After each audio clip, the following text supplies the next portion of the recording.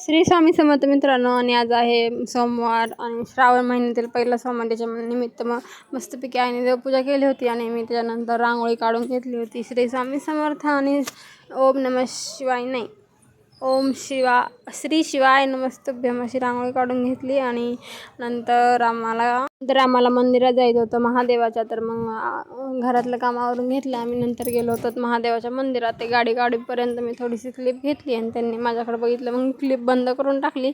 आणि तिथे गेल्यावर मस्तपैकी अशी आधी पूजा केली आणि नंतर त्यांनी करून घेतली. माझी पूजा करतानाचा व्हिडिओ नाही काढला, पण ते करतानाचा सेम मी पण त्याच पद्धतीने काढला होता. आणि आमच्या साहेबांचा मोबाईल काय सुटत नाही कुठं गेला तरी. पण एकदम छान मंदिर होतं. आज आम्ही नव्या महादेवाच्या मंदिरात दाखवलं होतं त्यांनी मला. आणि नंतर आल्यावर शाबू थोडासा खाल्ला.